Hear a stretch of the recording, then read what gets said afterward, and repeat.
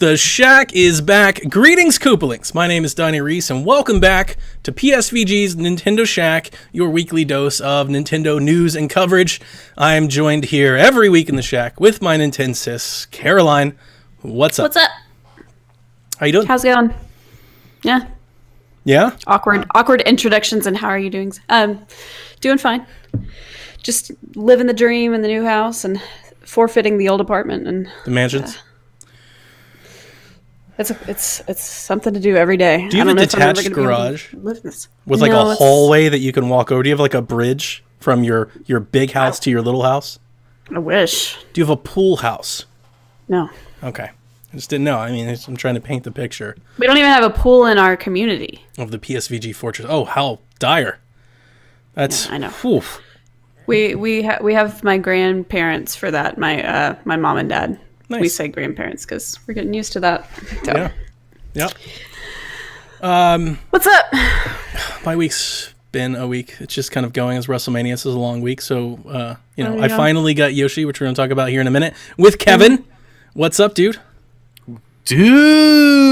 Welcome back to the Nintendo Shack. Welcome back. What is only like 80 episodes later you finally appear? Yeah, you can only beg me and plead with me so much, Donnie, and eventually I will give in. Into the cave. Yeah.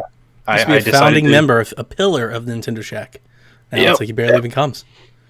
You know what? Is my back was hurting from carrying the show so much that I had to kind of go to the physical therapy and take care of it and stuff like that. But no, I'm happy to be back. Talk some strictly Nintendo news without having you yell at me for doing that. So we're here. This is PSVG the rerun, where we're just going to talk about Nintendo news. It's like the exact same stuff that they talked about on Sunday. We're going to talk about here. So, Caroline, you have you've prepared a haiku for our patron spotlight this week. Yeah, so I like the idea of the haikus because Nintendo's a Japanese company. Haikus are Japanese. Let's kind of, show the love. So our spotlight this week is on our patron, our patron, Joel Voss, my friend, Professor Switch. He has been very kind and generous for several months now, since we started Patreon pretty much. And this is the haiku for Joel this week. Professor by day, but he's a gamer outside class. Talk about class. Nice. So that's what we're going to do. We're going to do this. We're going to try this out. We'll see how good Caroline, how much she can keep it up. But instead of just reading off every patron every week, like we've been doing for the last 30 weeks, we're going to try to spice it up a little, raise the bar. See if PSVG land, you're going to come meet the standard. You're going to do a rap, Kev? Stay tuned for that. As long as he gets the Boston accent coming out, the Boston. All it comes out when he raps from Boston. He just becomes. Yeah, but it's literally like the kind of same. As soon as he starts to get going, it's just Marky Mark, like right out, just bam. Oh, absolutely. What? No. Speaking of Patreon, which you can support us at patreon.com/PSVG. This month we posted our giveaway. We had to take it down because he yelled at us immediately about doing a giveaway. But this month we're giving away, or we're adding to the patron box, if you want to have it, a PSVG polo shirt, which are snappy and snazzy. Half the staff didn't even have them yet, so they're like pretty pissed. They're like, what the hell, Donnie? When are we meeting up and when am I getting my stuff? Your stuff's been sitting in my kitchen for weeks. You gotta just like Josh's. Josh is in a bag in my room. Don't at me, bro. I'm just saying you're holding them hostage. So I think it's more, when are you gonna go get it? There you go. Or invite me over for dinner. She's the one at the mansion. Listen, we're send your driver to take you and go pick it up. My driver. So we've got the polo shirt. We've got a code for Anthem. We have 6 months of Game Pass. We have Yakuza 6 or a gift card of your choice. That's all in our Patreon giveaway box right now. So every month, it doesn't matter what level you support us at, we throw all the names in the randomizer, we click the mouse button, somebody gets a prize. So that's a cool way. That's a cool thing that you get back, you get to enter in, plus you get DLC. What I've been told by more than a few people in the past couple weeks, the best PSVG podcast we have. I have multiple messages. Everybody loves DLC, so I'm excited that that's kind of catching on. Kind of a spiritual successor, if you will, to I'm OT. kind of embarrassed. Delvin Cox was sending me a message. He's like, so I'm just now listening to episode 3. I got a few of those myself. It's ironic that everyone thinks the best show we do has nothing to do with what we normally do. That's true. So there's like, nothing to do with video games at all. let's talk about Donnie's dirty escapades. That's true. Before we get into what we've been playing this week, I have to reference that apparently Kevin's got beef. Like, me and Kevin have issues. I was told I was being called out. He's coming here to call me out on my own show. Now, I'm going to have a little fun with this, but before Kevin airs, I guess, my dirty laundry, I don't understand why I solicit such a response from Kevin. He didn't call anybody else out on anything, ever. Like, it's just a Donnie thing. If you recall, you are the king of the blanket statements. And I think that's why. That's true. I think that's why. Well, I've tried really hard to. I think I've matured and evolved since like the first 100 PSVGs. You have, and I think that's the issue. Is what I'm calling back is from the first 100 PSVGs. So gotcha. Let's have it. So for those of you who don't recall or haven't been listening this whole time, Donnie last week was really super excited, foaming at the mouth for Persona 5 to hit the Nintendo Switch. Talked about, give me the collector's edition, give me all the statues, give me all the stuff. I need the stuff. Rewind back to tape. Donnie played Persona 5 for like a hot minute and put it down. Did he really? He did. And I get it. Listen, I get it. No, it is true. No, you probably talked about it once or twice on a podcast, and you said you don't have time for this. You can't deal with this. It's taking way too long to do stuff. I'm not going to go back and search the exact records. I tried. I couldn't find it. Did you? Yeah. I was like, because I fully remember it. And I went back to the release date, but like it came out right around Switch, and I came out. I think it's on like a Game of the Year, like a recap show. I can't find it. I tried. It might be, yeah. But yeah, you were jazzed about Persona 5. Don't get me wrong. But then you started to play, and you seemed to be down on it really quick. Now you may not have disliked the game. You just kind of dropped it really quick. That's true. And it might have been because of what else you were playing, whatever the case is. So I just find it ironic that you're super pumped to pay full retail again for the same game you already had. Better than retail. And yes, it's on the go, so I get that appeal to an extent, but not the give me all the statues extent, because you could be buying statues for the last 2 years since that game came out. I actually can't, because they're not out yet.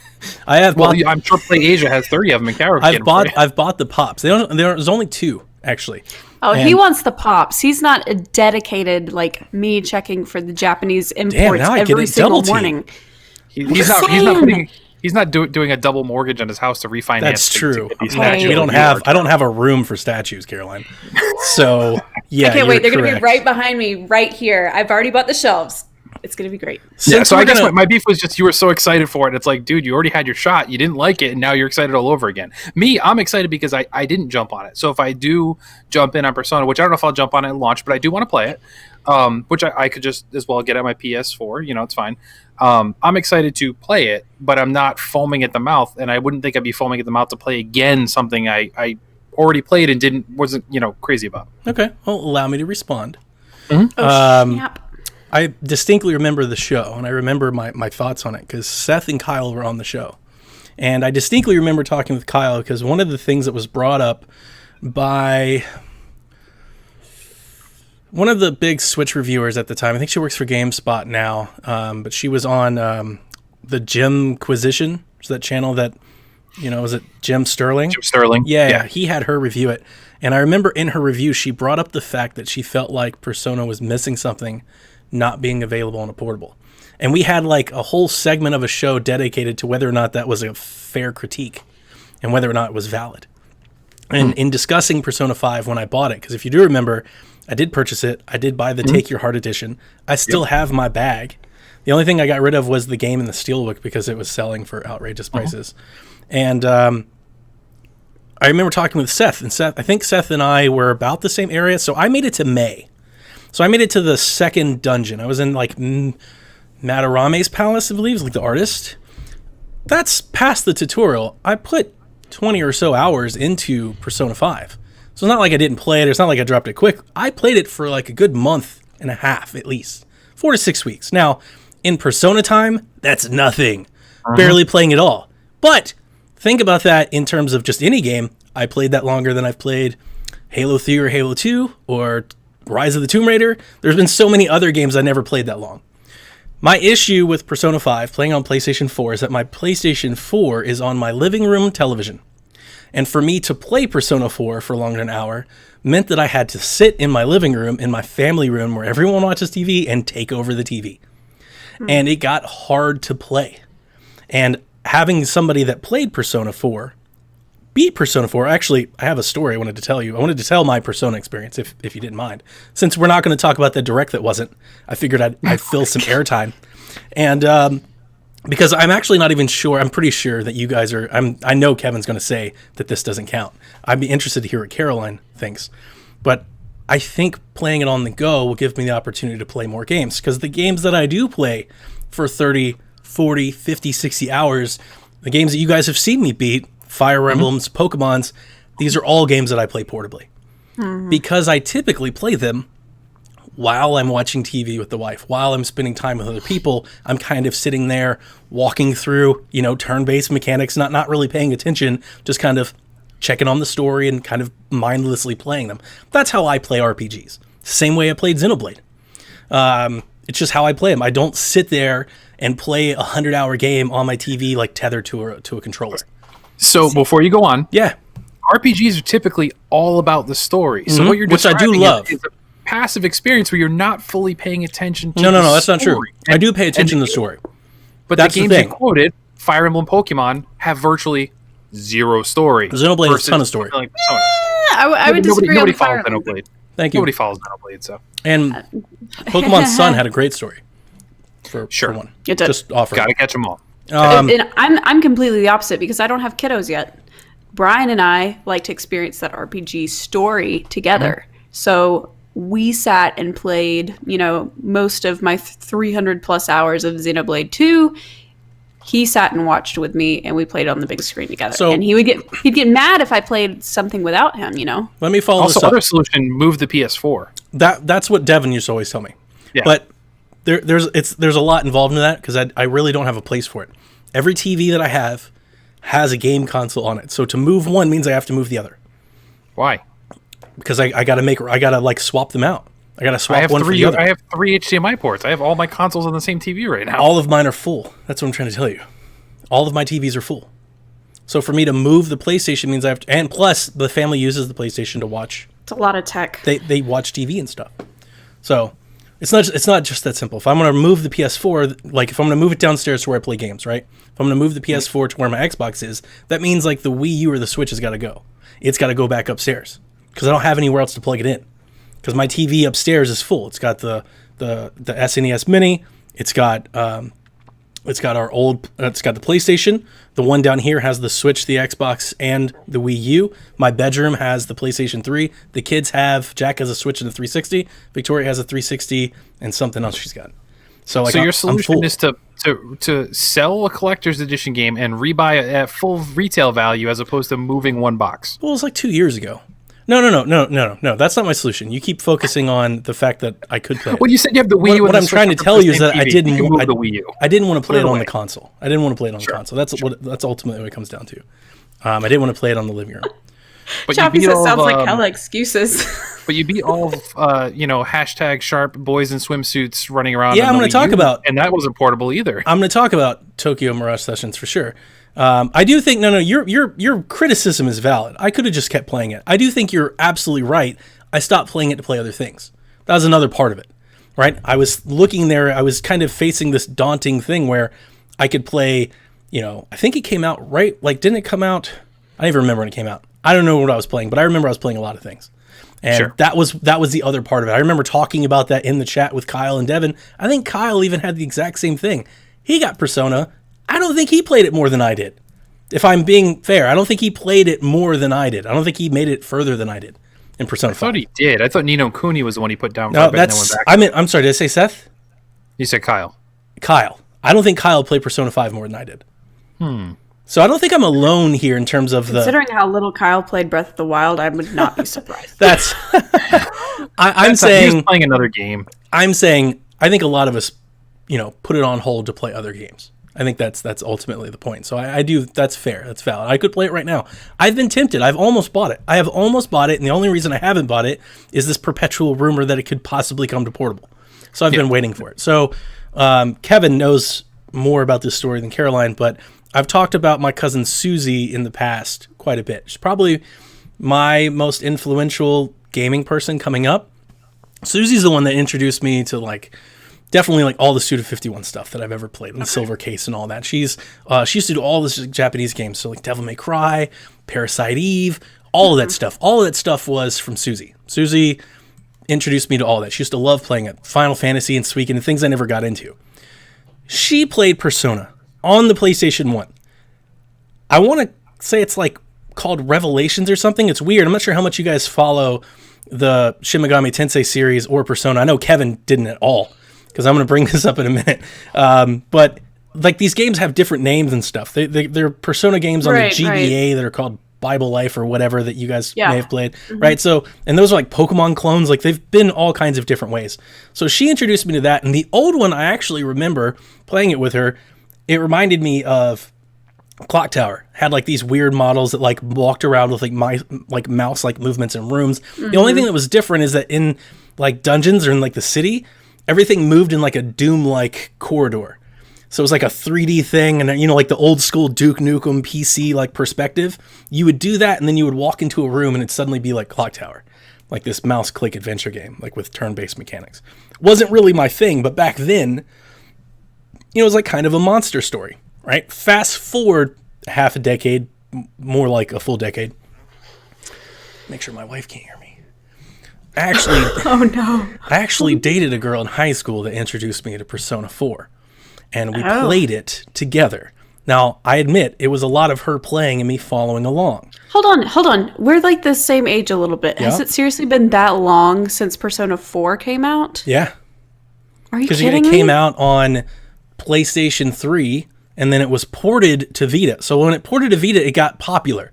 That's when people think of it like Persona 4 coming out. Okay. It came to PS3. 2008 Persona 4. Way before that. So I dated a girl that played Persona 4, and I played on the couch with her. And she used to tell me, you know, all about Yosuke and Teddy and all that stuff, right? All Best Girl and all this stuff. And I watched her play, and I would kind of pay attention to the storyline. Now, we beat the entire game. That's when I say I beat the game. I didn't play the whole thing, but I was along for the ride. Caroline, very similar to how you and Brian play games, right? Like to me, like I played the game. I played it for bits. I'd help her get through. She'd make dinner or something. I'd play. She'd pick up. We passed the controller, but it was a together experience. We played the game. That's when I got excited about Persona. The thing that I like about Persona is exactly the story parts. That's honestly the only part. Because Kevin, in defense of your statement, you're right. These 100-hour long RPGs are not my thing. I would much rather experience Persona in like an action game or a fighting game. I've told you guys in the past, I would love Persona Warriors. I think Persona 5 Warriors would be insane. I'd be so hyped for that. I'd be so excited. But when I started getting into video game podcasting, I think, you know, maybe just a few years before we all kind of hooked up together, when I was kind of learning about the internet and really getting into it in terms of podcasting and like this echo chamber community, like games coverage, you know, following Podcast Beyond, they went bananas and talked about Persona 4 Golden on Vita for years. It seemed like forever. It's like the only game. I bought a Vita to play Persona 4. Like that's the reason I bought a Vita. Every Vita that I've owned and all the Vitas everybody makes fun of me, the first game I download, and usually the only game I play, Hot Shots Golf, Persona 4. I have walked through the Persona 4 tutorial and first and second dungeon only to then sell the Vita and then do it again every time. I'm doing it right now.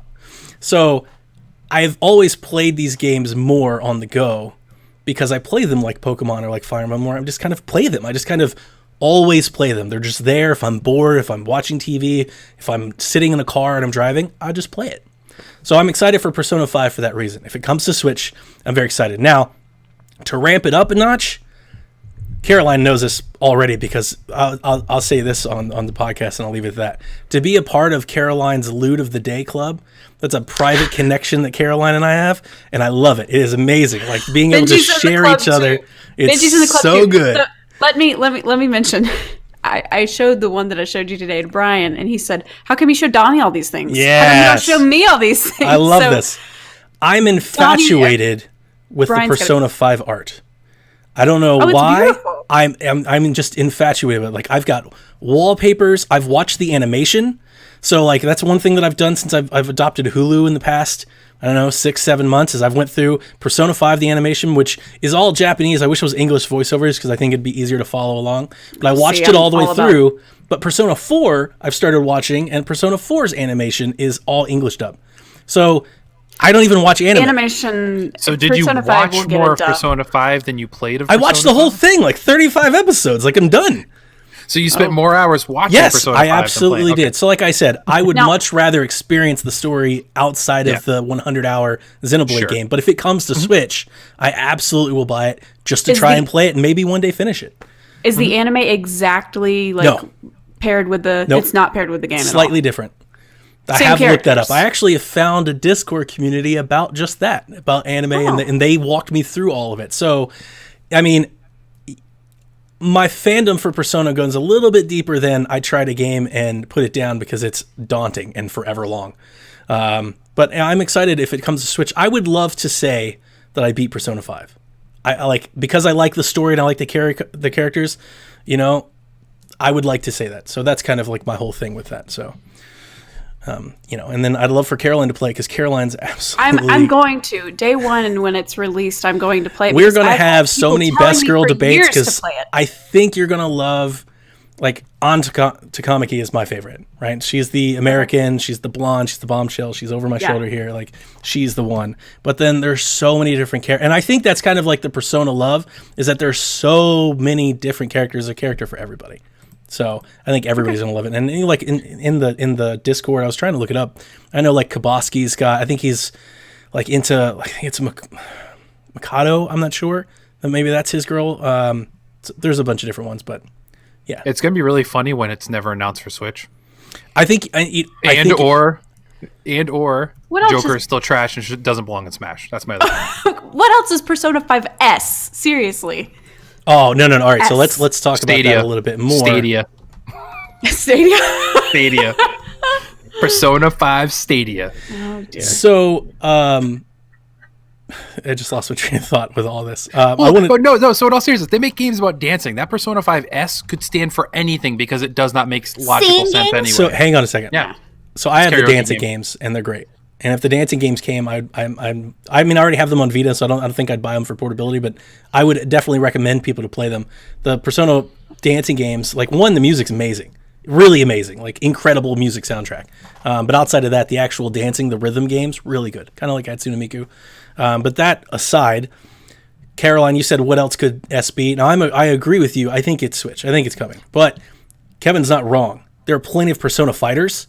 There's one on Xbox. It's actually beautiful and fun. But there are plenty of... Plus, keep in mind, Persona Q has nothing to do with the 3DS, and it was on that. So there's a bajillion spin-offs in the Shin Megami Tensei series. Salsa. Persona Salsa. It's a cooking game. Joker's coming to Smash announcement this month, and you're doing an announcement also this month for a Persona 5S. To be fair, it's in Best Buy system. The Persona concert was scheduled like a year ago. Yeah, and that has nothing. The Persona concert has nothing to do with Nintendo. So, meh. I'm just trying to throw salt in here. I hope it comes because I do want to experience it, and likely I will play it on Switch versus buying it on one of the other consoles. But I don't think you. At this point, I'd be shocked if it doesn't come. Nick is in the chat now. I'm seeing, and I think maybe he's who I was thinking about. Somebody in our Discord loves Makoto, so every time I post it's a comic-y thing, we get the other half, and then everybody else comes through. I think Caroline's a Futaba girl, but we'll find out. But Kevin, we'll see. Just to throw a little more shade the other way, let me fight back here to throw a stick jab. Kevin was furious when Joker was announced, fuming in our chat, going on and on and on. And it didn't even seem like you realized that Persona was a Shin Megami Tensei game, because you were like, you were talking about Metal Gear and historical legacy and everything. Fine. And I admit, I did not know. However, he still has no Nintendo relevance. That character has zero Nintendo relevance. Yeah, but that series so unless Persona 5 comes out, it makes sense. No, every other series the character has appeared in. Sure. And I think that's why a lot of people are pulling that it will come. As the first, it's fine. If he's one of the 5 or whatever, that's fine. But realistically, the first one out of the gates should have been a fan service one, not one saying, hey, here's this guy. Most of you in the US don't know who he is. Yep. And I think that's why everybody's hoping, at least, right? They're hoping that's not the case, and that it actually is coming, because it would make a hell of a lot more sense if they did. It's a big deal. I'm assuming Persona is huge in Japan. Yeah. Yeah. obviously. Yeah. Well, I think they showed today that Smash has already sold 3 million units in Japan alone.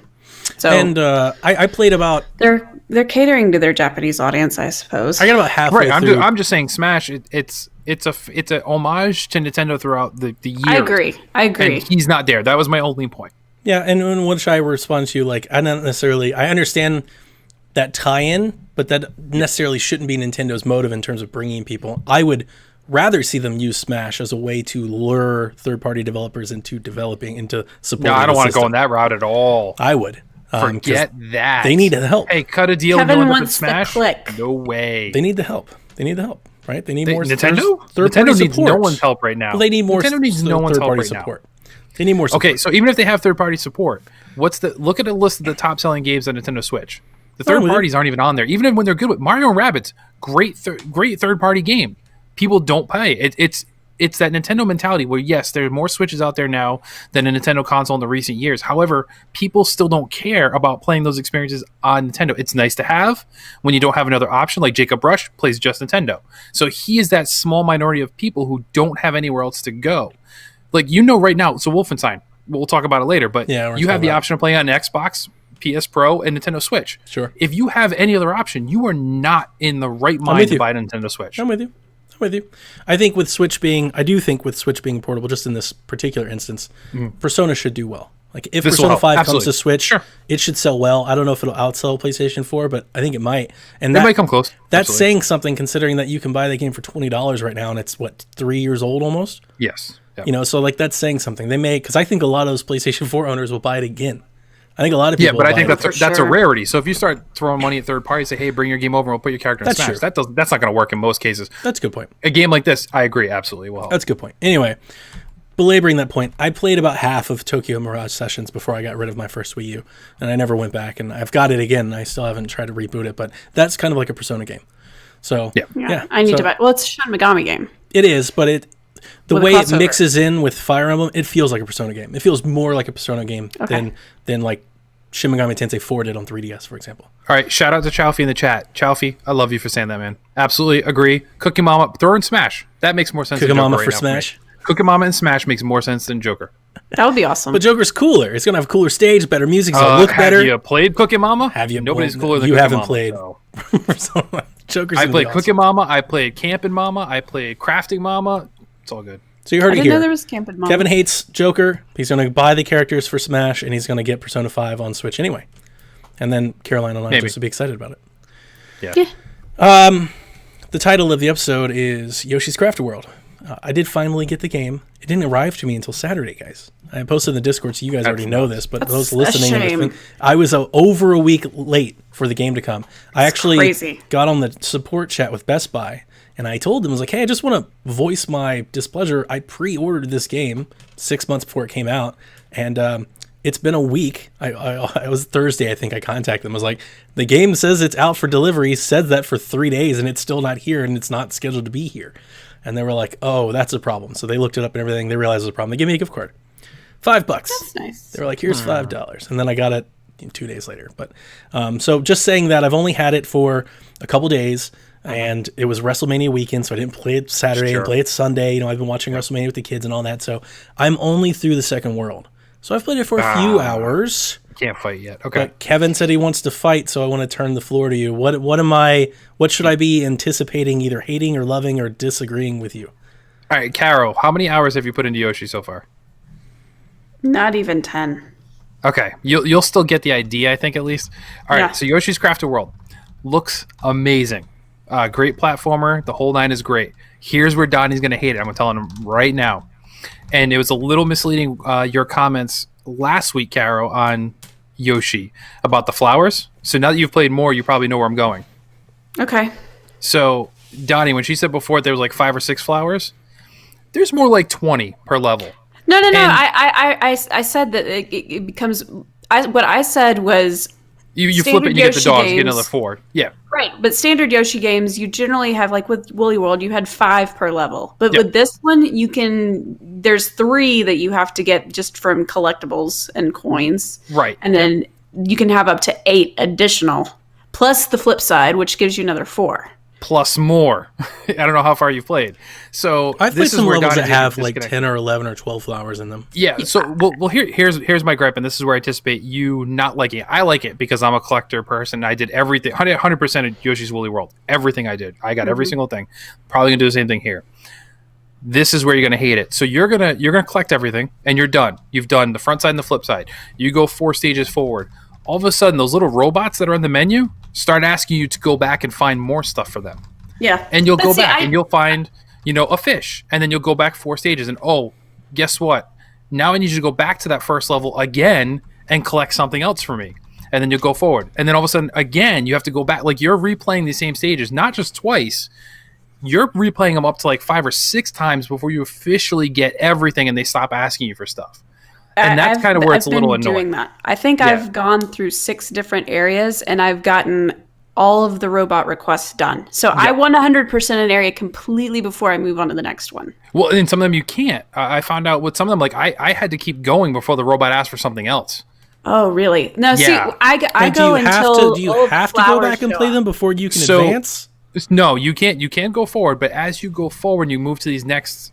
I don't want to call them overworlds because they're really short sections. Yeah. But as you move to that next screen, the robot will basically charge you a toll. Like, hey, if you want to come over here, we need 10 flowers. So I'm wondering if you get to a certain point that you are going to hit that point where you can't. Like, I know you mentioned to Seth, like, Seth was like, hey, There's can I a just play pretty with these big- my kids and go forward? Well, if he's not collecting enough flowers, he may hit a point where the robot's going to be like, nope, I need 30 more flowers. That's right now. what There's that's a where pretty big cushion, though. I thought that's what I you were hope going so. to I go haven't with. gone far enough to see. The most I paid is like 15, but I don't know how high it's going to go. Yeah, I've paid 30, but I have I've paid because 20. I keep going through everything. I've paid 30 and I've had like 120 flowers on me at any given time. Right, but you're going through and collecting everything. I don't see Donnie and especially Seth like continuing that all along. Like I think up to a point, but then you're gonna lose interest. Like I don't want to go back and replay these same stages 5-6 times. Like it's a bit much. Yeah, I'm not going to do that. No, I agree with you there. I'm not going to. I was never going to do that. I've never been the right. I'm going to 100% and collect every single item. I've never done that. Yeah, But no, if they ever that's the stop part me you're not from gonna playing forward, that's when I'll have a problem. But right. saying what Caroline said, I've had a cushion so far. Like I just paid 20 this morning to advance. I had like 38. So I had plenty, and it's not like I'm sitting there looking at guides or anything. These are just I've got several levels where I only got half of the flowers. Like I think that might be kind of like the ratio, kind of like 30-40%. Yeah, I mean, if it continues that way, you'll be fine. I'm just anticipating like the replayability in this game is very high. So I'll say, and then for me, that's a good thing. But I think for a lot of people, it's going to be. You're going to get tired of it after a while. Like as you get 4 or 5 worlds in, not just levels, as you start progressing through the game, I think some people will be like, I just need to get to the end of this game and beat it. I don't want to keep going back and finding 3 cows in the background hidden. I don't want to do the flip side twice, once to get the puppies, the poochies, and then another one to find, this paper airplane that's hidden in the background. Like those kind of things I think is going to tire on some people.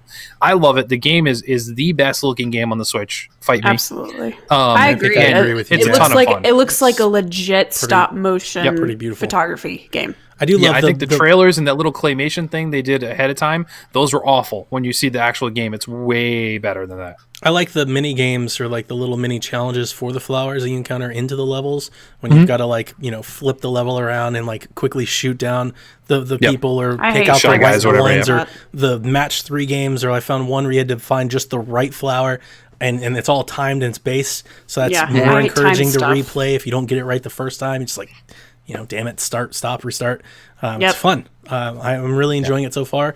I like the overworld. I like the little menu option, being able to see everything, what you're missing, what you didn't have, what you didn't get, kind of where you stand. I like the costumes. Carol, I'm not going to collect them all, but I do love the little costumes. My favorite so far is I love the generic amiibo box. That's my favorite one. I've got a couple rares and super rares, but do I have that one? If you scan Ted blowing up. If you chat right now. Ted, thank you so much, man. If you get the amiibo, if you use one of the amiibos that's not supported, right? So like Mario, Luigi, they give you stuff. If you use a different amiibo, right? So pull out Splatoon amiibo or something else. Use that amiibo. You just get an amiibo box. So he literally looks like he's he's in an amiibo box. That's my favorite one. That's the coolest. So here's where, and this was what I was going to bring up next. The costumes. I'm not a huge fan. Especially if you're playing cooperative with somebody else. it just makes you bigger and more likely your partner is going to jump on your back and throw everything off. Which when somebody jumps on your back, you steal all their eggs. So like that can get a little chaotic, and the bigger your character is, kind of like I'm still putting amongst my kids love. My 4-year-old likes to pick out which Yoshi I'm going to be, the color and then the costume every level, which is fine. But for me, it's almost making Yoshi bulkier than he needs to be. Yeah, and it's like I wish like in Woolly World it was just changing the pattern of the Yoshi. That was much easier to just be like, okay, cool, I get it. These costumes, like some of them are elaborate, like the train from the first level. Like that's kind of why I like them. I like, it's like sitting in a boat and stuff. It's it's super cute. It's just not in a platformer. It's not practical. I think there's also the armor aspect. Like I do like the armor aspect because you have to get through these levels in order to get one flower. You have to get by with perfect health. And that really helps. By the time you've passed all of the checkpoints, you pretty much are golden if you don't. It helps my kids who are not nearly as good. Like my son couldn't get through the train, so I got him like the best armor costume we had, and he could take a little bit more damage. But I did play it co-op just one level. I've never really liked playing platformers co-op, like with my kids and wife. They're just not very good. I think I've talked about this before, right? They can't run and jump at the same time. Like they just don't have the gamer coordination that I have. So they're slowly stop before they jump. Like they can't run. Like they can't go. It's like go. They can't go. Everything is like a deliberate movement. So I always feel like I'm watching a platformer played in like slow motion. Like, what are you doing? Let's go. So what we do is we swap the controller. That's typically how my wife and I play. And she loves the Yoshi games. One of the few games that she wants to play. When it finally arrived, I opened it up. She wanted to play it like that night. We just swap the controller. We just go level by level. And you go, I go. We swap when whoever dies and just kind of play. It's a very casual experience for us. We just kind of hang out and chill, man. It's not that serious, Kevin. Kevin's like, I have to replay this thing 6 times over. It's like, I'm going to do it. That's the thing. Like, I have no problem doing it, but I see somebody like you halfway through the game going, forget. I'm not doing that. I tell you that right now. You're absolutely right. If I go there and they're like, go back and find me a fish, and I'm like, I'm done with this game. That's where I just stop playing Yoshi. But you don't have to do it. It's completely optional. And as long as it's optional and it's not stopping me from moving forward, I'm good. And if I ever get to a point where I can't get the flower, right? Like if I've got to grind a couple of flowers, I'm okay with that too. But if I get if I need 75 and I only have 3, we got a huge problem. Like as long as I'm not being like stumped to move forward, I think I'll be okay. Yeah, that's right. I do love it. It's great. It's way better than Kirby was this time last year. Way better than Kirby. I wonder if we'll get DLC like Kirby got DLC. I'm sure. I mean, Mario Tennis Aces got DLC. We still don't get Mario Party DLC, and that's a game that needs Mario Odyssey just got VR stuff. Like I think that's because they're milking that game for whatever it's worth. We're gonna get something. They're gonna do something. They'll do something with that. And it's funny. So I beat Mario Odyssey, never picked it back up again. Like they released all these costumes. Like I don't care. I don't care about the costumes. The Luigi balloon thing. Yeah, no, forget that. I haven't done the balloon thing yet, but I did go back trying to finish getting all of my souvenirs and stuff like that. Yeah, no. Yeah. Just to slow down. You do that. You collected all the spirits too. Like that's. I'm not doing that either. I played Smash this week. Like I'm getting ready for Joker. I played it Sunday. I played it last night. What game? Smash. Yeah, I know, right? Wait, that came out 4 months ago, 5 months ago now. Yeah. I know. I'll have to blow the dust off that. I picked it up, went through some classic mode. Yeah, I mean that's the trend, right? I don't think anybody but Jason's playing Smash or has played Smash. Seth's getting rid of Smash. He's like, I think he already did. He already did it, though. Yeah, he's like, we never play this. He got rid of Smash for Yoshi. Yep. That's something that my siblings-in-law like to play. So when they come over, everybody gets Joy-Con, and that's what we play. Sure. They ask when we go over there for Christmas or Thanksgiving, will you bring the Switch so we can play? Yep. I mean, I just play it with Jack, so we just play. Or if I'm, like I said, if I'm bored watching WrestleMania, what's a great game to play while you're watching WrestleMania? Smash. It fits when the glove fits. Any other Yoshi things? I mean, I feel bad because it's this big first-party temple game, and it's just it's Yoshi. It's beautiful. It's fun. You collect stuff. Like it just kind of is. It's great, but people aren't going to play. I think that's the thing. Is I don't think enough people are playing it. Like I think it really is. It's going to be in that Kirby wheelhouse where it'll say, okay, but it's not going to touch anything near Mario Odyssey. And I mean, who knows? Maybe by the time I beat it, but as of right now, like that's trending to be Yoshi's better than Mario Odyssey for me. Will it stay that way once I get halfway, 75% through the game? I'm not sure, but right now, I'm having way more fun with Yoshi than I did Mario Odyssey. I'm going to let you have that Mario Odyssey because I took my beating over Odyssey remarks already. I'm just going to leave it alone. Just gonna leave it alone. I think they're both great games. More people need to play Yoshi. That's my statement. More people need to play it. Yeah, I will get it. I Does agree. it is somewhat troublesome when you see like Mario Odyssey sold 11 million copies, and it's like Yoshi 1.25. It's like, what's wrong with all you people? Where are the 9 million Yeah, other I know. people? I know. Why aren't you buying Yoshi? Yoshi's good. Yoshi's good. All right. Before we move on to the news block, we do have a Return to Hyrule update. So I was going to come on and proclaim it dead. Like we still have the Discord discussion, right? Kaiju's still playing it. We're still sharing. Skinny Matt's got some updates, so people are still going. But I think on the podcast, this is the first week in 5 weeks. We didn't get a question. We didn't get a story. Nobody recorded anything. Nobody sent anything. I kind of feel have like an update. Kind of feel like it's dead. Did you even actually play? I've played it. I've started the Great Plateau, and I did 2 shrines, and then I put it back down. Quit. And then I played Yoshi. The story that I wrote is mine. Right. But I'm sorry. Before you tell Brian's story, Okay, sure. Go ahead. I don't think Kyle and Josh are playing it. Like we see them playing games. They keep saying what they're playing. This isn't one Division. of them. I don't think Devin's playing it. We keep seeing him talk about games. This ain't one of them. So it kind of feels like it's kind of come and gone. No, I bet Devin's still playing it. You think so? Because he's not playing anything on console though, and he plays the Switch at work, and he can pick it up, and put it down. So I bet he's still playing it. He's just not talking about it. Okay. And knowing the way he plays games, he could be playing it for a long time and not actually have anything to talk about because he hasn't hit like a Divine Beast or anything of that nature. Like he's probably exploring the crap out of the place. Like True. my husband. Yes. So Brian has a story. Please go, Caroline.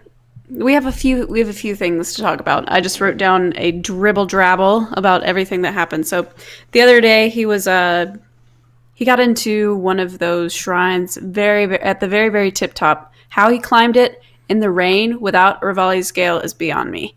But he got in there, and it was a modest test of strength, which is Guardian Scout 3.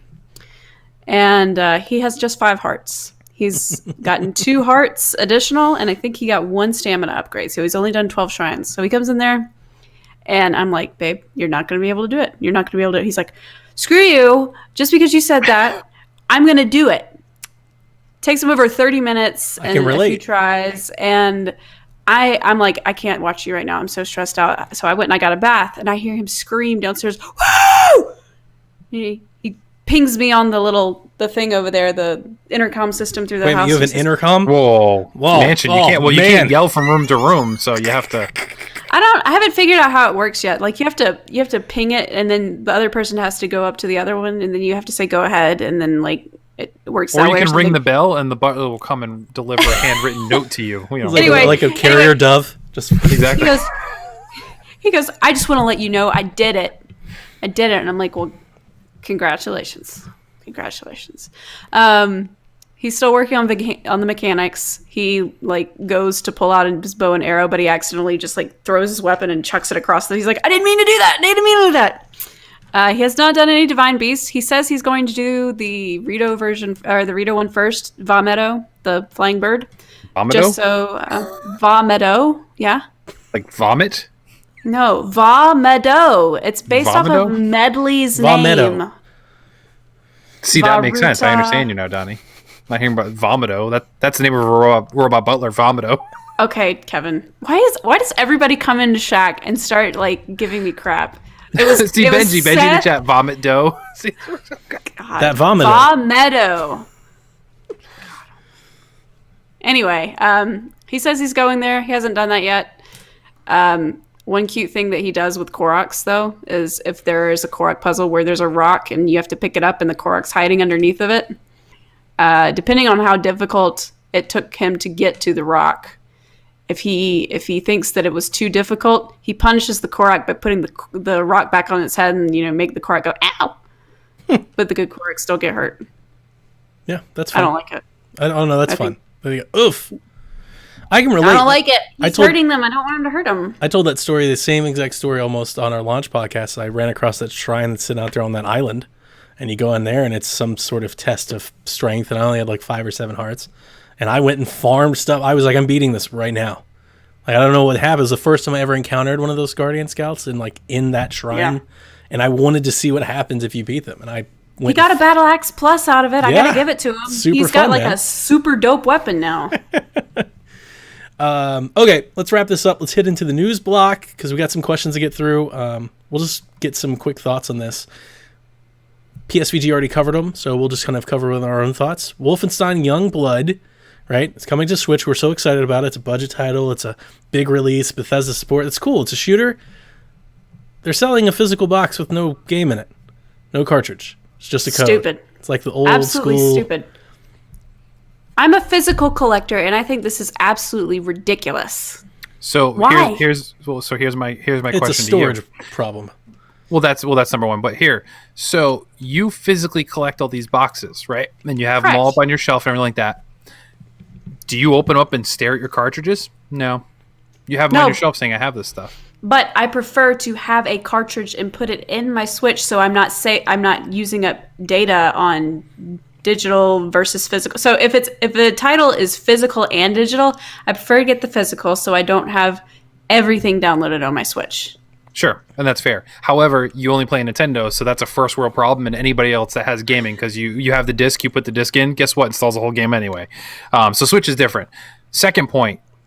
You're not going to play this game anyway, so let's be I honest. probably am Like, not, but I just, right. it rubbed me the wrong way when Mega Man did Sure. this, when they had Yeah. the one and then Half and the half. other half of it was completely just download only. And that bothered me.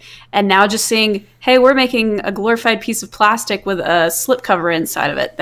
It's not what I want. So the point I had on PSVG Prime, so if you didn't listen to that, anybody that's listening, my philosophy is that this is the way for Bethesda to avoid the Switch tax. That makes sense. They're not paying for a cartridge. They're still giving people a box if you're a diehard collector and want that, relic on your shelf, but they don't need to charge you $10 extra for it. It just That bothers might me. be the Because case. if, I think if this game came out, so what's it retail for, Donnie? 'Cause I know you pre-ordered it. It's $40 $30. or 30? $29.99. Okay, so it's 30 on Xbox, 30 on PS4. Here it is on Switch, where, as I said earlier, most people, if they have another choice, they shouldn't buy it on Switch anyway, just to be honest. And you release on Switch and it's $40. That always seems the stupidest thing, but we see it every single time when these games happen, when they do multi-platform. This seen is it a a way bit. that It's they're not every able to time, release it but- the same thing. Yeah, Almost every time. It's a bit. Especially for like bigger. I think it's just a storage issue. Ultimately, the only point that I really want to make is I really wish we could see an increase in the storage limit on the cartridge. Right? Sure. The cartridges are limited, and if you can't fit the whole game, like we see this with like NBA, right? They release you a cartridge with 7 gigabytes on it, and you got to download the other 25. Now, was that confirmed that that's the reason, or we just... No. I just think Okay. like when I see this type Because- of stuff, that's where I Right. immediately go to. It's got to be a And storage. There's limit. no excuse for Lucas Mega brought Man, that though. up. Well, yeah, and that's what Lucas brought the point up too. And in my head, I'm like, well, Skyrim's on a cartridge. Yeah, Right. but that's a whole So game. I don't think it's a story. Still, Skyrim's going to be 5 times the size of this huge. game. This And game Breath we know of is going the to be a shorter Wild is pretty experience. huge, It's not. too. Wolfenstein's not open world. It's level based. Like, so I mean, it can't be bigger than Skyrim, even though Skyrim's old in my mind. So I think there's got to be some other reason. You might be completely right. I don't know, and I didn't know when we talked about the story last week, either earlier this week. But in my mind, that's where I was going, so that they don't have to sit there and charge 40 and look stupid, because here it is, the inferior version of this game, but it's portable, $10 more. It just doesn't make sense. We haven't seen these games. We haven't seen many games release at the same time cross-platform. It's true. We're getting Mortal Kombat, we're getting this, but this is a budget one. So Mortal Kombat can charge 60, which they're only charging 60, they're not going to bump it up to 70, but this is a different price range. Yep. So the cross-platform ones we have seen have all retailed for full value. And the ones we've seen ported over were like, well, this is more money. Well, yeah, it was ported over from a year ago, so they can kind of get by that. This is going to release the same day. So you walk into Target and you see this title on multi-platforms. Why is it $10 more on Switch? Well, this is the way them avoiding it, by not giving you a physical disc and having to buy those cartridges off Nintendo. Ultimately, I think it's just bad perception for the entire system. Sure. I'd rather it just be digital. Like, if you're just going to go this route, just make it digital then. I agree. don't even sell a box, Because just sell a realistically, you should download be able, code. yeah. Because you can just print out a pamphlet and make your own. Yeah, Like, Right. exactly. I tried to find the file size for Youngblood. I don't think they've finalized seen it it yet. yet. It's not out there. But I did find an interview from last year from the CEO of Bethesda saying that, that they brought Skyrim, Doom, and Wolfenstein 2. They won't bring everything over, and they say because of the file size. So that's just, if anything, that means anything. They did mention that last year, and the ports that they're finding are, file size related. So, yeah, I just think it's bad perception for the thing. We were all really, I know a lot of people are really excited. Now, we mentioned this earlier with having multiple options to buy games. I would never buy this game or recommend buying this game on Switch if you can play it anywhere else, having played Wolfenstein 2. If it's your only option, sure, you can play the game. It's going to be a very inferior version of the game. So if you're going to spend $30, because you're going to spend regardless of wherever you play it at, if you have the option to play it on a PC, PlayStation, or an Xbox, I would encourage you to do so, because it'll be much better. The power gap is real, especially with those types of games. Doom was pretty good. Like, you're missing a lot from like the 4K. Like, if you played on Xbox One X, it's honestly feels like a different game, but the experience is there. I felt like Wolfenstein was really rough. It gets really blurry and stuff at times. Just like, man, I don't know if I could do this again. So I'm still looking forward to the game. I already bought it. Let's say pre-order. I already bought it. Nice. And then the thing that's making the rounds everywhere is the Labo support for VR. So this came out right after we recorded Shaq last week. Breath of the Wild, Super Mario Odyssey, getting Labo VR. Labo VR comes out Friday? Right? Friday. So it's 2 days from now. I have it. Anybody else have it? I'm not getting it immediately. I'm waiting for it to go on sale. I was even thinking I don't like streaming, but I might even stream like putting together like absolutely. one of the things together. I think I need to do that too. I'm actually kind of excited. Record it, and speed it up though. Do it that way, like a time lapse video. No, I feel like a nice 6-hour video. Have you built the piano? I'm just throwing that out there. They take forever. No, I'm with you there, Kev. You could record it, time lapse it, make it a 10-minute video. I guarantee you more people sit there and watch the whole thing. I'm not going to do it for the watching. I do it. I'm going to sit there. I'm going to drink and have fun and make cardboard stuff. I'm excited about drink all of making Labo. That's a bad idea. Like we talked about it last week. Like the impressions for people. Like there seems to be a little bit of hype around this one. People are excited about the games that were included. We saw the hands-on. People are talking about it's really fun. And then, kind of ratcheting up the hype, they released this trailer where you get Mario exclusive levels and Breath of the Wild content. I said my piece in the Discord, so I'll just say this. The Mario thing might be cool. It's still just going to be like playing Mario. But it did remind me of the Mario 3D Land like viewfinder like aspect. So you walk up to the viewfinder and you can zoom around the level and see different stuff. So it's going to be like the same thing. These are just like camera controls. I know. They're not like VR. Like Breath of the Wild feels... I mean, I don't want to say it's bad because it's something. I do think it's a good indication that they're putting a little more effort behind this one. If it sells well, like I said, a few weeks ago when it was announced, if it sells well, it'd be interesting to see if they lean into this a little with these little things, to kind of spread it.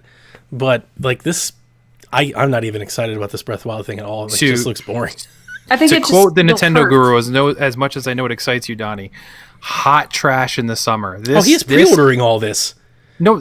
I'm just saying I'm using. I was gonna say he's like super excited. Like I saw him the next day. He was like Breath of the Wild, but no. Here's the thing. This is this specific aspect, not the Labo VR. Right. This I'm add-on is the gimmick. biggest cash grab Nintendo could possibly go for because they're giving you nothing. You don't have to pay extra for it though, so to call it a cash grab is not a cash grab. It is because they'll get people to buy Labo thinking they can play Legend of Zelda in VR, which you cannot. But maybe they also find a really fun VR thing in the game. No, it's the camera. That's all it is. No. And then in Mario Odyssey, they even quote it's mini experience. That's what I'm saying. But maybe the Mario or Zelda experience gets them to try it, and maybe they find that the Labo VR game is fun.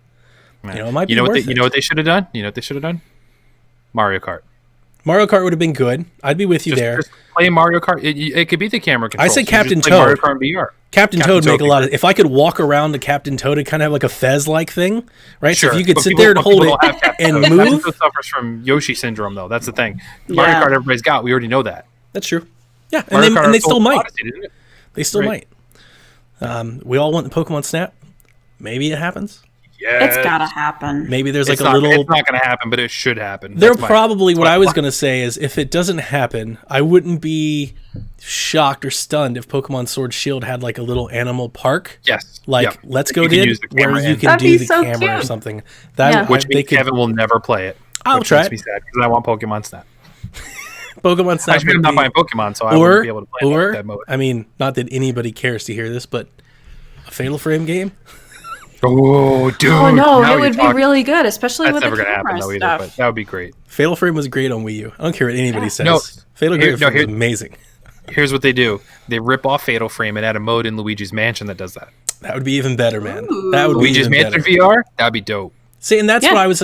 So that's the part that excites me, right? Like if they can get some juice behind this and get some people using it, maybe they lean into the VR aspect of it because it should be easier to implement, right? It's all like Right. first person viewer stuff, right? So I'm not sure what those goggles do.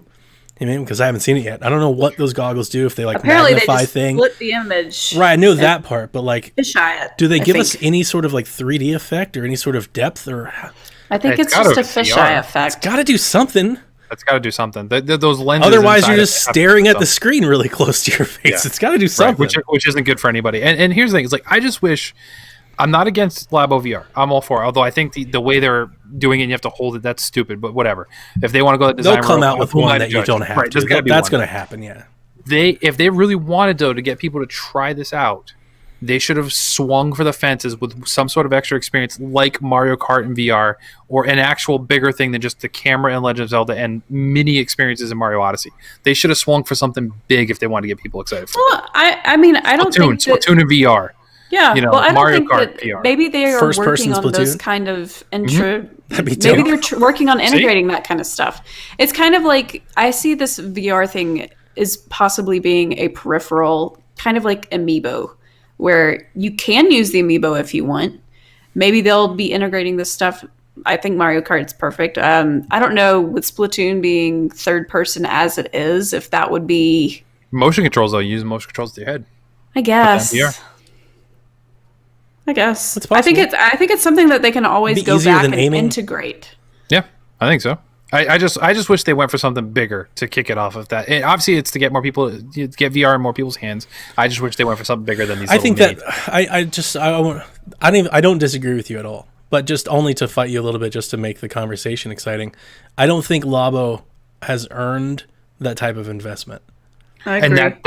And I agree. However, they need to justify what they've put into Labo already, and they haven't done that yet. We've talked about That's true. all my Labo were collecting dust. They gave Mm-hmm. me all these mini experiences, and what are they doing again? Mini experiences. I'm excited- Give me something big. I'm excited to see these VR games, not these experiences. I am going to do the Right. Mario. I'll do the Mario one like right away, but the other ones, like the ones that we've seen in the games with the fan, the push, the shooting game, I'm excited for that. I want to show Jack that drawing game, like where you draw with the elephant thing. Painting. Like, yeah. Yes. Some of this actually has. I feel like there's a little bit more here in that. Not necessarily because the game modes are better. Right. It's just because they're more open ended. It looks like they're more creative based. Like they have more long term appeal versus check out the hour tutorial. Now it's over. Well, Yeah. As that's opposed where to I'm like going with this endless is- fishing and this fishing pole What's- and the variety kit. So what's the difference between this and PSVR for you? Because you gave up PSVR because there was nothing substantial there, and Nintendo's doing yeah. the exact same thing. Yeah, 100%. I mean, I think that's. I mean, these two things are not remotely close to one No, but another. I mean, as mini I experience said either way. when VR was announced, when Labo VR was announced, what did I say? It's not going to be VR. It's not going to be these experiences. We're not going to make games for it. That's not what this is. But it's also $40, and it might be a cool thing to do for a weekend. That's kind of more where I see this. Like, it's just $40. Whereas PSVR was $250 plus of stuff sitting in my corner, like tangled up in a mess. Sure, okay. Fair, You know, fair. so like for me, it was like, do I want to get rid of PSVR so like I don't have to keep this anymore? Because it's one of those things where I was like, every day that I keep it, it's like losing its value. So if I'm not going to play it, I need to move it. This is a cardboard thing, man. I play with it. Maybe it turns into something that we use 10 times for this year. Maybe I use it this weekend and I never touch it again. But at the end of the day, I'm out $40. That's a sweet, like that's an easy deal. And I got the GCU on all of it. So I don't remember what it all came down to, but I remember I told you guys, or I told Caroline on the show, whenever I pre-ordered, You guys- I got it for like half. I got the whole thing for you half. guys need to remind me to buy everything, regardless of it being on sale or not, by the time my thing ends in October. You need to set up a calendar for that because we're not. Why are you telling us? Don't you have a butler for this? Why are you? Stop it! God Almighty! You should come over Vomito, and vomito. like my Set a game room's reminder completely for empty Kara. right now. We should make lava VR on the together? floor in here. Yeah. Yeah. It's going to be fun. I'm going to pull out all the kids with the kids and we're going to try it out. They like it. So, one thing that I was going to say about this, but now that I remind myself of a point, does this in any way make it possible? I know, Kevin, you haven't played this yet, but Is it possible to maybe get Tetris Effect on Switch? Tetris Effect is, doesn't but I don't really know. have That would be a good like fit. 3D VR aspects. It's just Tetris with like it's- particles on the screen. But with VR and headphones, it could be a similar experience. That would be cool. Possible, yes. Will they actually do it? I'm going to say probably not. They have Tetris 99 there, and once again, is the juice worth the squeeze? Like if they port it over, they convert it, make it possible to run at what they want on the Switch, and then will people buy it? I don't know. I got Tetris for free. Am I going to buy another version of Tetris because it's in VR? Yeah. Well, it's not just the VR. Tetris Effect's like a different game, but no, you're right. You're right. That makes sense. I like Tetris But Effect. the core consumer doesn't necessarily know that. They see That's Tetris, true. they have an image in their mind. When you Sure. get these wacky one-off Tetris things, it kind of throws people off. That's what I was trying to think of. Just like bring something new to the discussion. Like maybe this cardboard thing makes that something that's possible. Like if they can do some sort of 3D thing with these goggles or something, it might be possible. It might be something you can do. Or down the line, if they come out with some sort of, I don't think they could do like a strap. I think it would have to be like a cardboard helmet or something. Like I wouldn't want to leave my Switch to a strap.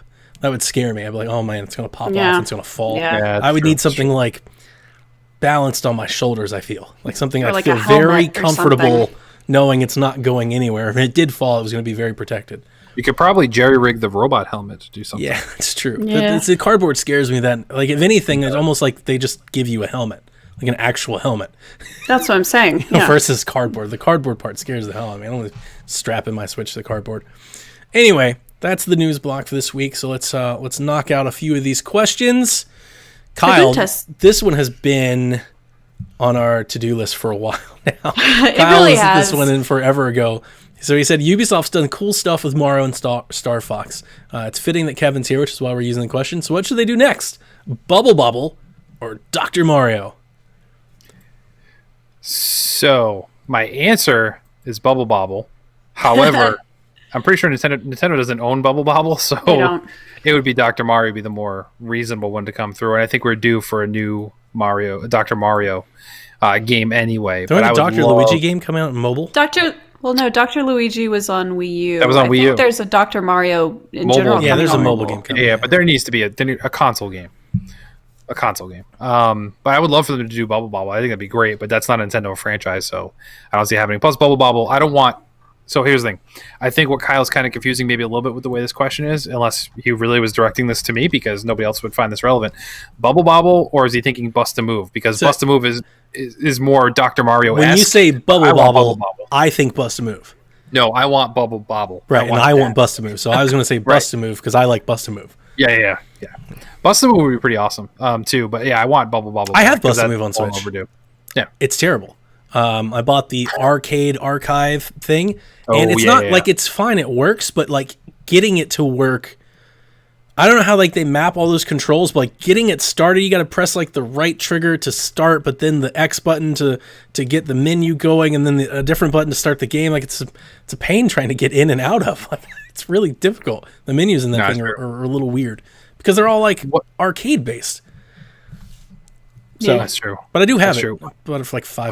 I'm trying to think of what I would want Ubisoft to tackle and touch, and I would say probably I'm going to be the minority here, but I'm going to say you give them Star Fox again. However, you Oh, go for for sure. a Star Fox Adventures type game instead, That's an easy one. where it has some air and some land combat. Because imagine like Fox moving around like Assassin's Creed. Yeah. Which a fox, typically hunting That'd be prey, cool. would be able to do it. You have the different characters playable, make Falco playable, make Sylvie playable, and have them Not- have different not dynamics. Slippy. I'm just saying, if you want to do it in an open world aspect, do it like a Star Fox Adventures type That'd be game. such Still a have the big flying elements game. in because they have it done. It would I know. be. But that's like That'd be such a fantastic. bigger experience than what we think of when we think Star Fox Adventure. That's such a Right. big Yeah. game. That's a huge but the deal. thing is, like, do that because we're not getting Assassin's Creeds on Switch unless they're ports of the old games. So give us our Assassin's Creed, but it's Star Fox. Whenever I PSVG next, I'm going to talk about the bad Assassin's Creed experience that I've had. Oh. Caroline, what do you think? Oh. I was just sitting. I mean, like, I don't know if Ubisoft would do it, but with the way that the Tetris game kind of just happened for Nintendo Switch Online, I think a Dr. Mario is not out of the question to just happen for Nintendo Online users. I think that would just be one of those "we'll throw you a bone" type things. But technically, you can play Dr. Mario on it already, can't you? Is that already on the NES thing or no? No, I'm talking about like a new version. Like maybe Right. But I'm saying, like, do you need a new version? Unless you're. Maybe Dr. they Mario's just Dr. throw Mario, I the don't know. mobile one since mobile That's kind is of what gonna I be was thinking free with to the play. mobile one. You were like, you need a console, Yeah. and I was like, I kind of think it's the same. Yeah. I think they just throw whatever the mobile version is maybe on Switch for Switch users. If you have an online, you get a little freebie. Yeah. Your answer, Kevin, is good. Ubisoft does big open world tower unlocking games really well. I think you could use that in a Metroid universe, and that would be really cool. It's got shooting mechanics and stuff. Yeah. Just to I offer just want Prime first. something different. They could adapt any of the IPs into like that UBR engine, like that Rayman type experience, and you could do like Game and Watch. Game and Watch in UbiArt. you could do something like that, and that would be really cool as well. So anything like that. So Thank you, Kyle, for the question. We appreciate it. Just Jared, Dance Nintendo characters. It's already been done. I know. Jared asked, with the VR updates to Zelda Mario, what are the chances they have Pokemon Snap update for Sword and Shield? I mean, I think just talked about it, didn't we? Yeah, I think it just comes down to if it takes off or not. Like, if it really takes off, if a month from now people are talking about Labo VR, then I think it's possible. If it's like every other VR release that's come out in a month from now, we act like it never actually existed, then it won't happen. I don't know. We'll see. It just depends on how many people are into it. I think the desire for a Pokemon Snap is there. VR related, like you said, it depends on how popular this thing is. Plus, it doesn't need to be Pokemon Snap. You could even do. I could see them doing just something like an extra mode where you can view your Pokedex in VR. Yeah. So you're not actually playing the game, but you're able to say like, "Oh, snap! I can see my Charizard in 3D." Whoa! You know? Like they do those AR Pokemon games, and they did those on 3DS. And for a long time, I thought that was like the future of Snap. Like the fun part about Snap was being on rails and doing the puzzles, and the AR aspect doesn't bring any of that to it. So, yeah. And then our last one for the night. Do you guys? I forgot to write down who gave us this one. I apologize. I believe somebody. I don't know. I don't want to. I don't think I saw it on Discord. I don't want to. Yeah, it was somebody from work. I think I know who it is. I just don't want to say. Do you guys think we'll ever see Switch OS or eShop improvements? So yeah, this came from a friend of mine at work. I'm jogging my memory now. So he was like, "What's the holdup?" He just bought one, and he's been asking me about it. And I think I've even told him like, "Oh yeah, they're gonna do this, they're gonna do that," because they did it on 3DS or Wii U.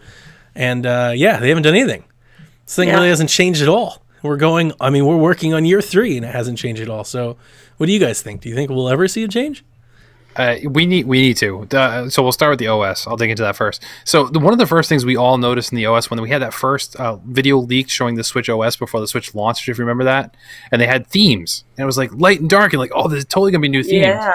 We haven't even seen that yet. No. Like that. The themes are a problem. Like, the only updates we've seen is new profile icons you can select. That's really all they've done.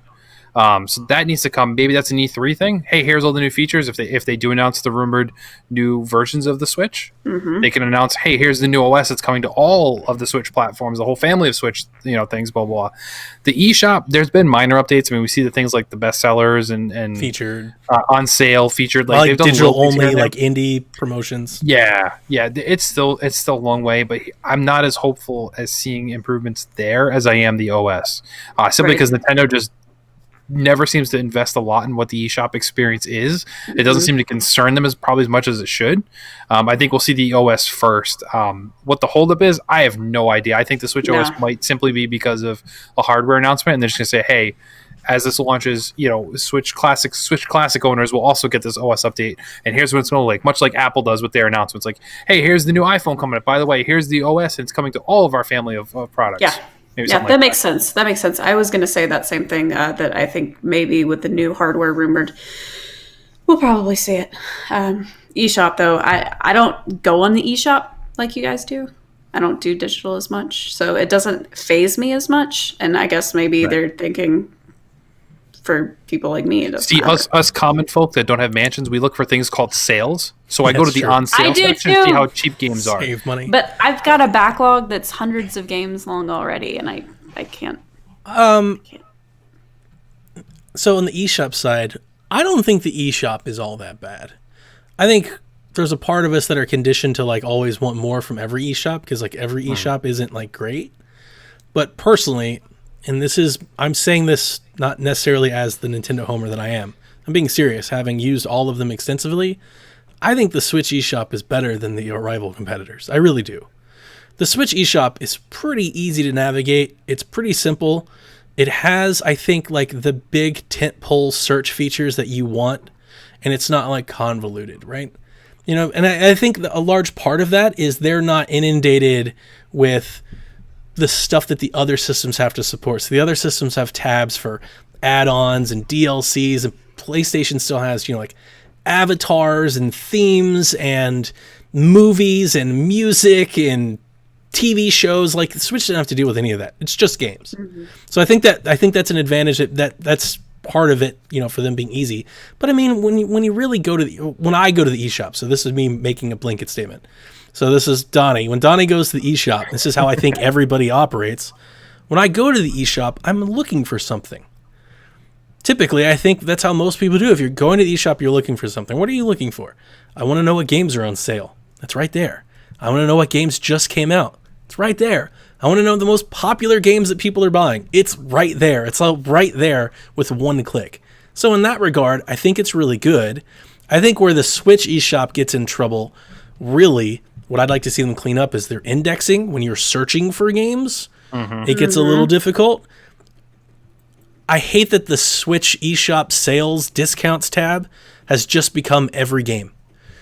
If it were me, I think they should leverage some sort of, you can't do sales on back-to-back weeks, or you can only put your game on sale for 7 out of 30 days or something. They need to have some requirements on it, because what we're seeing now is that these indie games have gotten apt, you know, that it helps with their discovery, and now everything is on sale, and it's on sale for like 5 cents.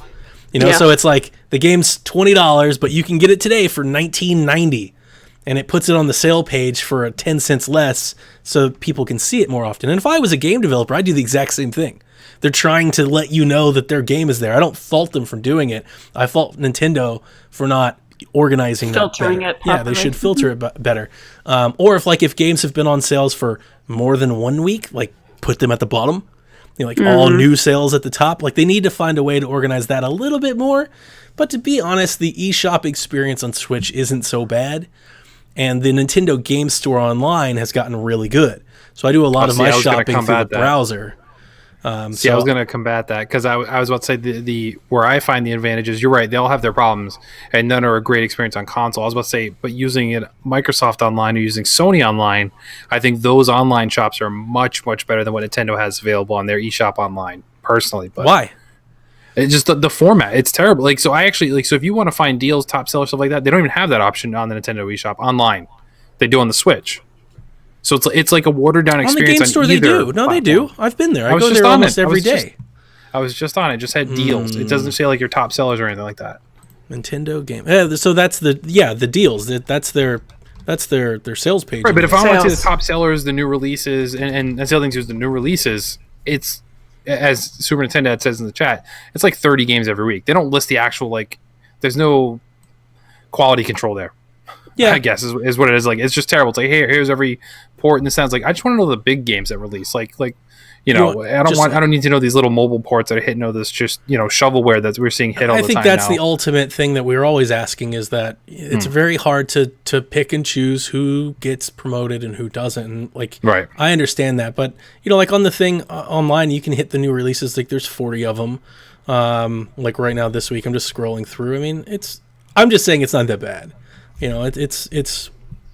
I find it much easier to navigate Nintendo's online store and their eShop than, say, Xbox. And I love Xbox. Xbox store is a mess. If you search for a game, you have like 18 listings of the same game, because every DLC is listed separately, an add-on, an avatar. Every backwards compatible version. There's a 360 version versus the one that's back. I mean, it's a mess. It literally is a mess.